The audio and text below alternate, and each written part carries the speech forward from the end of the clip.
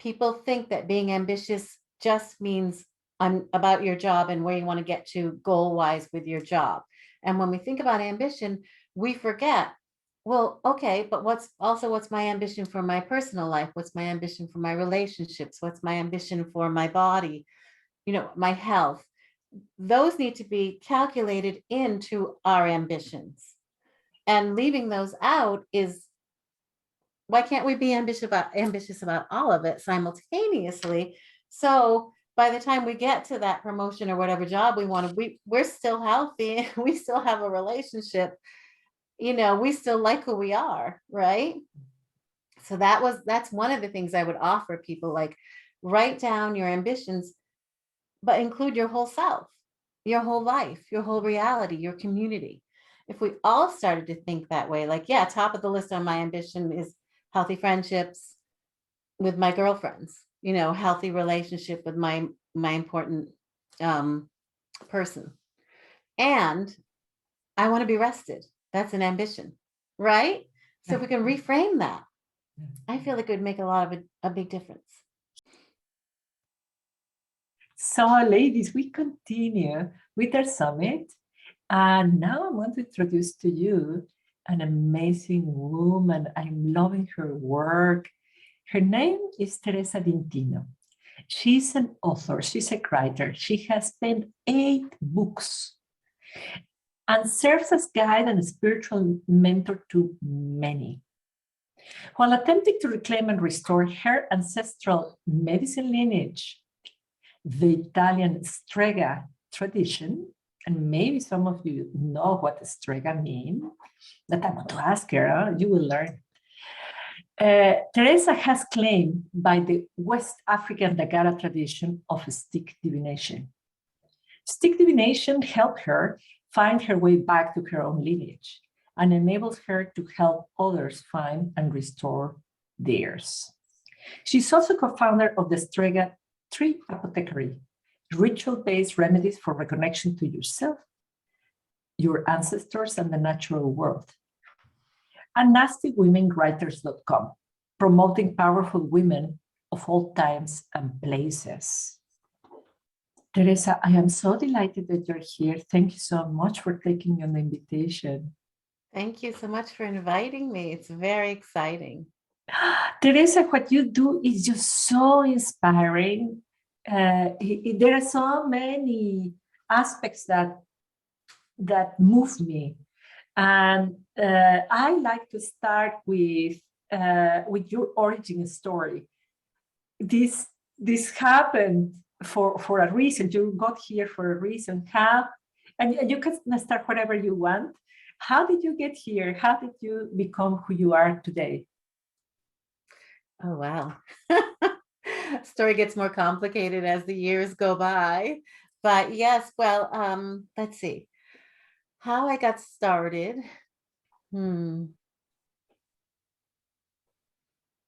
I started out as a writer. So I was born in New Hampshire. My father's family are Italian immigrants. He's a second generation, so I'm third. So I grew up in that kind of an atmosphere with his family. My mother's not Italian. And my great-grandmother was a Strega. So I had been told that the whole time I was growing up. So that's just a little background. But I just kept being told that by my aunt. You need to know who your great-grandmother is, who she was. And my father would talk about how he would see her healing people. People would come over and she would heal people. And I never met my great-grandmother. She died long before I was born. But I was very close to my Italian grandmother. She's still one of my favorite people ever in my life. So then I went to college and decided to become a writer. And so it was kind of after college where I had written my first book. And on my 29th birthday, I had an interaction with an owl. So the owl is what started this whole thing, because the owl, I wanted to research the symbolism of an owl. And this was way before the internet. When I think about it now, what I had to do, I went to libraries, I looked in dictionaries, encyclopedias, and I kept seeing that the owl is Lilith, and I'd never heard of Lilith. So I was like, who's this Lilith? I was raised Catholic. I wasn't, particularly a practicing Catholic at that time, but I totally have that background, which there's very beautiful things about that tradition as well. But it said the first wife of Eve. And I was like, what? They never Right? told me that in Catholic school. Okay. And it's in a dictionary too. So that was kind of like, wait a minute, it's right here. Like this is weird. So that led me to the whole goddess. It just opened this huge portal for me, because then I was like, okay, I need to learn more about Lilith. And this was in the early 90s. So I immediately found Maria Gimbutas, who's an archaeologist that really, I would say, opened the door and shed the light and showed us all those amazing images of all these goddesses from the Neolithic and Bronze Age, what she calls old Europe. So if any of you people watching don't know who Maria Gimbutas is, I highly recommend you look that up. So that just, okay, so that set me on the road that I became a goddess woman. I would just look at those images and I felt like they were my own memories. That's how profound Maria Gimbutas's work is for me. I'm assuming you're familiar with Maria Gimbutas. I don't know her. I don't know Oh her. my goodness. I have come to the goddess in a completely different way. But I'm totally with you. My name is Blanca Lilia Vergara. And a friend of mine, a man, told me, no, you're not Lilia, you're Lilith. What are you talking about? A man introduced me to Lilith. And I love history. I studied IT, but I love history as anthropology.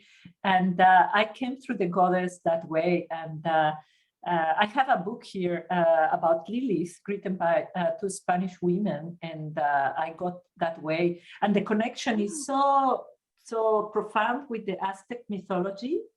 Really? Our goddess, our mother goddess, the Aztec mother goddess, is full of snakes. So it is no weak, fragile creature. Is this force to be reckoned with. So I got through the goddess in a different route, but I don't know Maria. So now I'm going to research her. I promise. So could you say the name of the goddess of the goddess in your tradition? Coatlicue. Coat means a snake. And Tlique means scared. So is the scared made of snakes. And there are two people who she protects and honors the most: the women who died in childbirth and the men who died in combat.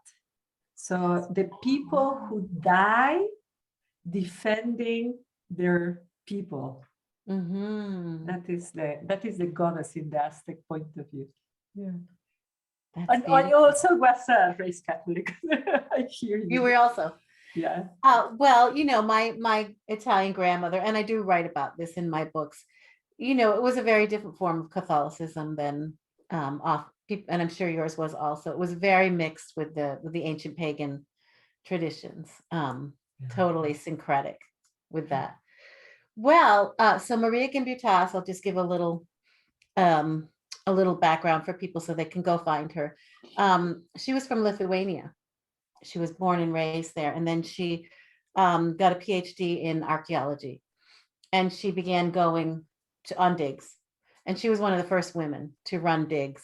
Incredible to begin with, but then she started seeing them uncover all these icons that to her looked female.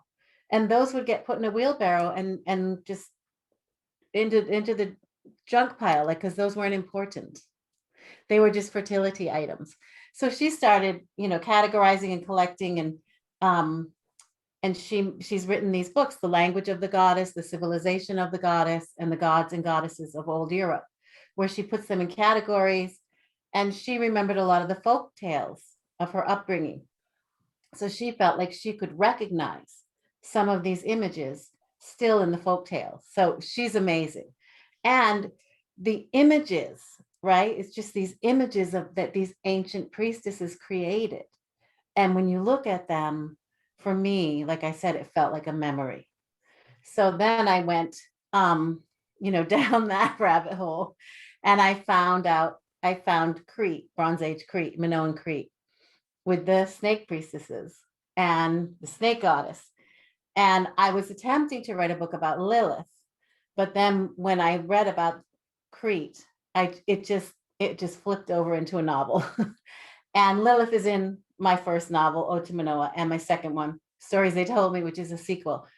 So I was really involved with that. It's just the beauty of these images and the beauty of the cosmology that comes through in the Cretan images. So I just wrote 2 books about a snake priestess. And then I was already 30 by that time. In my 30s, my aunt caught me at a Sunday dinner at my parents' house. And she was again saying, you need to remember who your great grandmother was. She was a Strega. And she started on that story again. And it's like finally the light bulb went off. And I was like, what am I doing? I have my own lineage, my own medicine lineage. It's right here. So then I decided to go find out about that and wrote a book about my great grandparents called The Strega and the Dreamer. Now, a Strega is a medicine woman in the Italian tradition, very village medicine woman. I would say probably you could compare it to the curandera, person in the village. When she moved here, my great grandmother, the lineage got broken.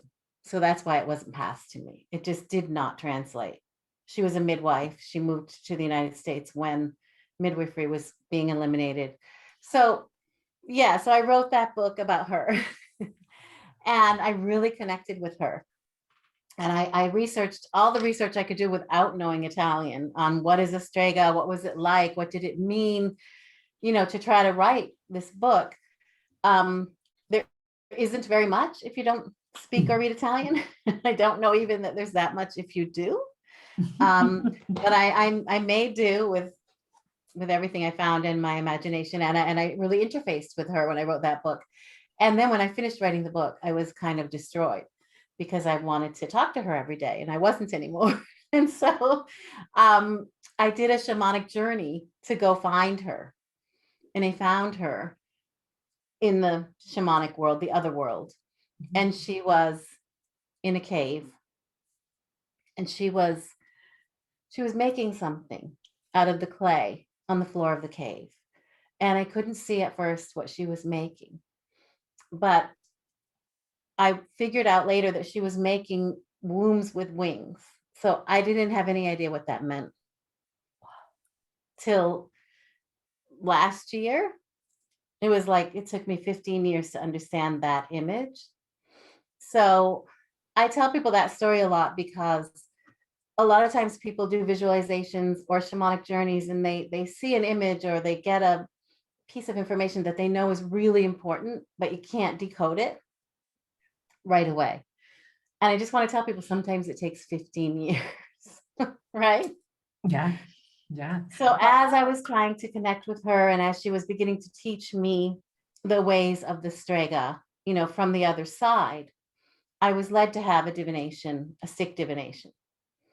And in that divination, I was claimed by this tradition, which is a Dagara tradition from West Africa. And I was told that I could become a stick diviner. So, at first it was confusing for me because it was African and I was searching for my own Italian tradition. But the divination was really moving and profound. And my great grandmother came into it. So I said yes. And I became a stick diviner. And I still am. And it was clear to me eventually that she wanted me to get this real-time teaching, and that the stick divination has such a strong field of power, and it does interface with the Strega tradition, because It's all about the earth. It's an earth tradition. It's all about the earth, the village. It's an indigenous tradition that resonates. So that's why she wanted me to get it. And with stick divination, I've been able to begin to restore the lineage to myself and my family.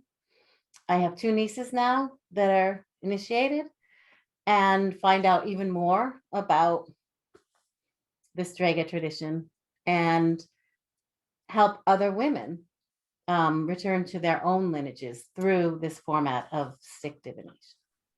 So that's the long story of how I got here. Wow, this is so important. Wow.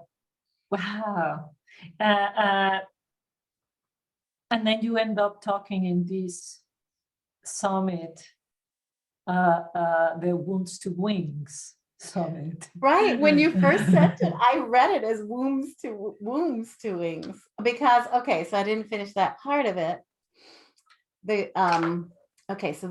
Currently, my most recent book is called Membranes of Hope. It's about what I think now most indigenous medicines are really about. It's about taking care of the containers that protect life systems and keep them healthy, which I'm calling membranes, but they're the wombs. The womb is the fractal of the container for life. And really, I believe now the main focus of a medicine person is to protect life. So it's interesting what you said about the goddess in your tradition. It's great to come and find out personal things and get involved in our own personal growth and heal ourselves. We need to do that. That's the personal membrane. There's a personal membrane. There's also a family membrane and a village membrane and an earth membranes and cosmic membranes. And they all interface and overlap, and all of them need to be healthy. So that's what I finally figured out she was doing in the cave. Was showing me this ultimately is what I want you to do. This is what I was ultimately doing. I was taking care of the container of my village, of my people, of the earth. Yeah. I love how you have elaborated on your journey, because I bet that many of the women in the audience are in their own journey. And you talk about many years, and it takes really many years and maybe a lifetime to do. And in our conversations, you hinted to the fact that this is scary, that sometimes people are afraid of the next steps and following steps. Can you elaborate on that? Because I found that fascinating, how you overcome those fears, and how people could also overcome those fears. Because I find really courageous, even the people who are here with us listening. Oh, to how we carried on at places where other people, where it's normal to experience fear. Yeah, how this kind of stuff evokes fear in each one of us.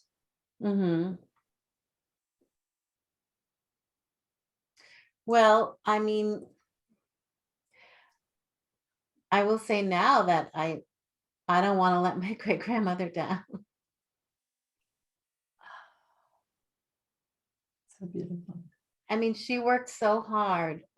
When I think of what I really believe that she and other beings and myself, my higher self, let's say, orchestrated these synchronicities, what feel like synchronicities when you're going through them.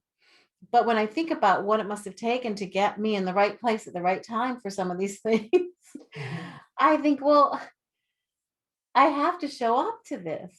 I mean, first of all, I was always a huge feminist, always, all my life. And, I feel that a big part of my great grandmother, returning to me and wanting to return the lineage to me. And she has her own ferocity around wanting to do that, which resonates with what I call feminism, which is we need to return women's medicine to the earth. we need to return this. It's, Right. and we lost it, and this is how we lost it. But the earth needs it. So it's, for me, it's just like a, almost like a battle cry. Like, I've got to do this. Otherwise, what's the point for me? And there are things, it's really scary. It's really scary to become a stick diviner. You know, who the heck knows what that is? And to tell people you're a stick diviner, and then have them come and sit in front of you and watch you divine. You know, there's a lot of it that can be really terrifying, especially if you have a memory of the Inquisition or being burned or all the persecution that women and women who have been women of spirit have suffered. It's really a big step to push past that. But when I think that, you know, I am in a position now that my grandmother and my aunt weren't in, they couldn't do it. It was actually dangerous for them to, you know, and I'm in a place now where it's not, it's less dangerous, and I can do this, and I want to do this for them. So partly that's how I overcome it, is I want to show up for them and everything that they did to bring me here. And I want to give this to other women. It's so empowering. It's so, I, I feel that this is the time. mhm. I feel that all what's been happening in the past specific 2 years is really putting all of us to wake up, that we cannot wait for our mothers, grandmothers, for the previous 7 generations and for the next ones. Is we, the women who are alive right now, it is our responsibility to show up. I agree with you. And I see so many great grandmothers coming in other women's divinations. And it's almost as though they're like united in this, like, now's the time. It can come back now. And the earth needs it, you know, that. So, and I feel so thankful that they're holding that space for all of us. And I do think you're right. There's a lot of young women that are really ready to take it up with less fear, but we need to have some ground paved for them, you know, that they can step into. They need mentors, you know, so we need to be mentors for them. We need, because our mentors are dead, you know. So that was the thing that crushed me when I went to my initiation to become a stick diviner. I felt really angry because my mentor was a man. It's not his fault, you know, it's not his fault, but he was a man, and he wasn't of the Strega tradition, but he was good enough. You know what I mean? Like that was what my grandmother kind of said. It's good enough, right? To get us there. Just go do this. She said to me, go do this.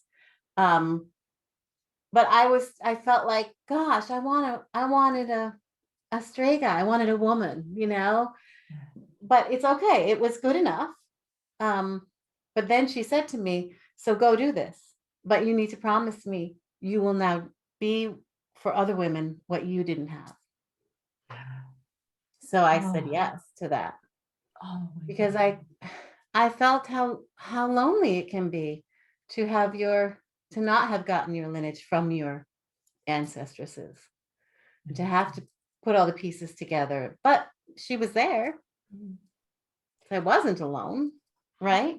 I totally feel what you're saying, and I feel it to my bones that my mother died now 3 years ago.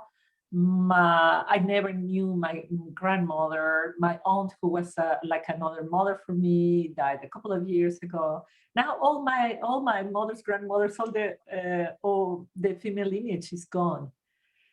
And however, I do feel them behind me. It's really pushing me in an every so gentle way that this is what you have to do, and I'm here for you. And I feel that it is like a global thing, that all the female elders are behind each one of us.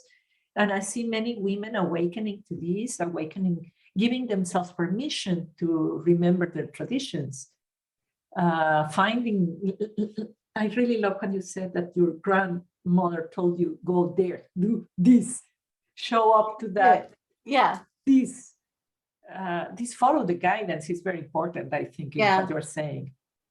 That is one of the big pieces, I would say, that pushes me beyond the fear is I feel the guidance. I'm not alone. I know I'm not alone. And it was interesting because recently I did a ritual with a group of women here, and a lot of it turned out to be about violence against women. And we were doing this series of offerings to a fire, to recognize the violence against women and ask for this to stop. And so we did several rounds. And the first 2 rounds we felt very despondent. We were like making offerings for global healing of this scourge. And then we were doing one for the local women, but then we got to doing one for our ancestresses. And the minute we started doing that round of offerings, we just felt them all show up. And it felt so different than when they weren't there. So we really felt like, oh, we just always have to include them. They're just right there, the grandmothers. Mm-hmm. And they really want to help us, and they're really behind us. Yeah, they are really, really behind us. I really feel that we are supported. And everything that I love that little story, little gigantic story of the female archaeologist seeing how the feminine was being discarded.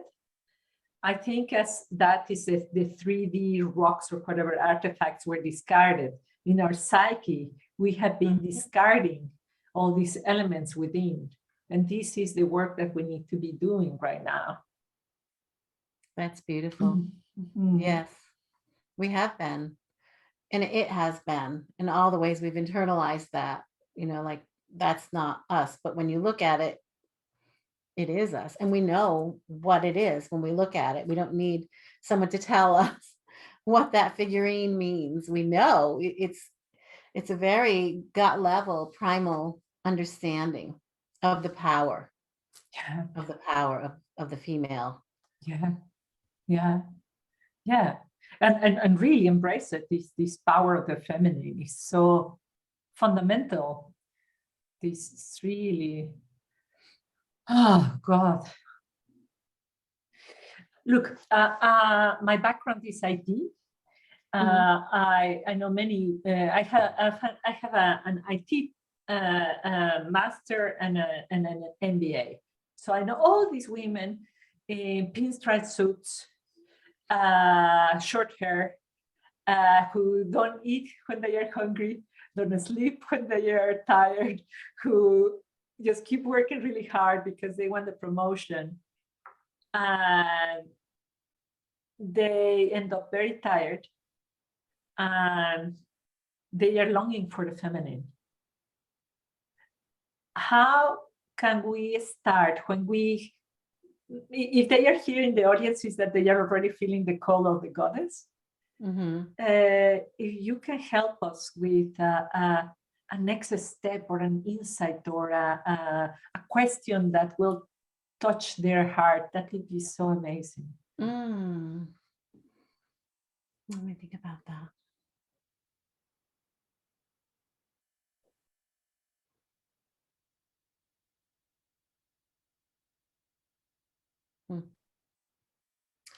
Well,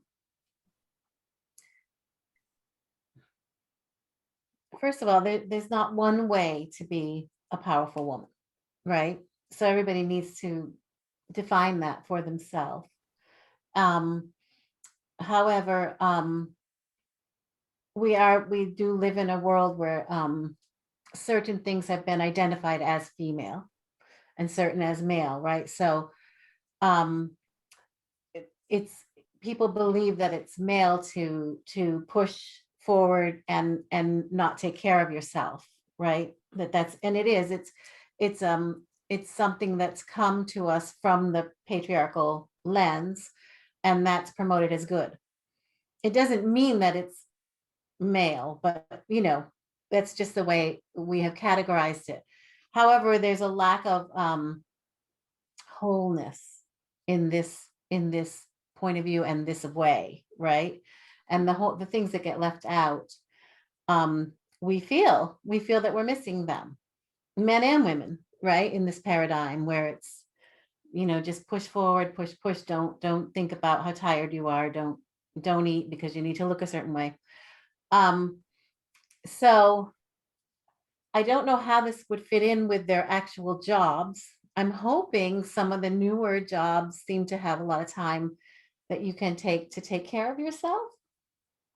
But I taught a class on women and ambition, and we were trying really hard to redefine the word, what ambition means, because I felt like people think that being ambitious just means about your job and where you want to get to goal wise with your job. And when we think about ambition, we forget, well, okay, but what's my ambition for my personal life? What's my ambition for my relationships? What's my ambition for my body? My health. Those need to be calculated into our ambitions. And leaving those out is, why can't we be ambitious about all of it simultaneously? So by the time we get to that promotion or whatever job we want to, we're still healthy, we still have a relationship, we still like who we are, right? So that's one of the things I would offer people, like, write down your ambitions, but include your whole self, your whole life, your whole reality, your community. If we all started to think that way, like, yeah, top of the list on my ambition is healthy friendships with my girlfriends, healthy relationship with my important person. And I want to be rested. That's an ambition, right? So if we can reframe that, I feel like it would make a big difference. Huge. And I feel that we should also be ambitious to connect with that great grandmother that we all have. Mm-hmm. That should be included in our list of ambitions and the definition of being powerful. Right. Our ancestors, and having a relationship with that and feeling supported by that, because every indigenous culture believes that, like, you can't live a healthy life without a good relationship with your ancestors. And we all have an indigenous culture. We're all indigenous from somewhere, right? So you just have to dig a little bit to find that. I think it's important too, because that really gives a sense of belonging that a lot of people don't have. And I don't want to ignore the fact that some people really don't like their ancestors.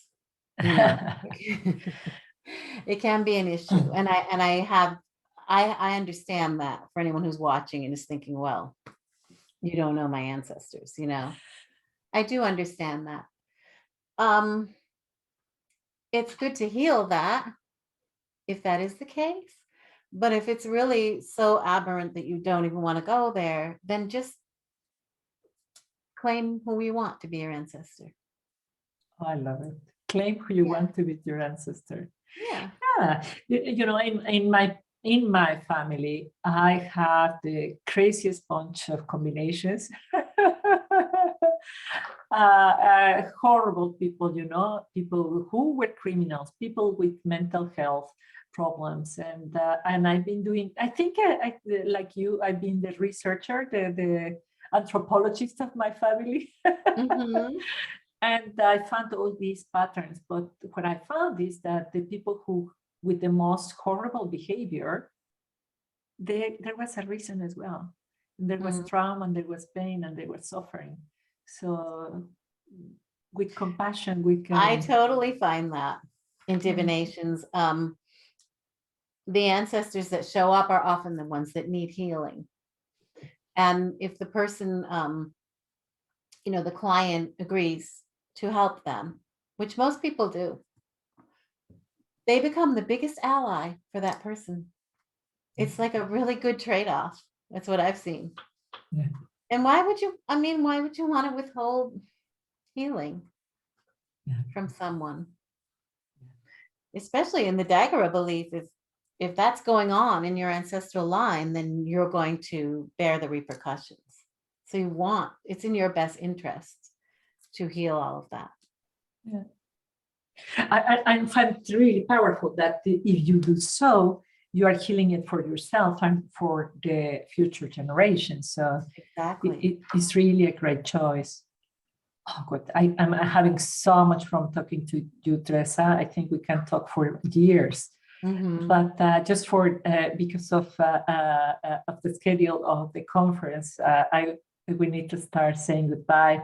Yes. So I would like to ask you to call on your intuition and to just feel what is important to tell the ladies in the audience to close this and so that they feel more empowered to heal, to connect, to create the future, whatever it is that you feel more important to say.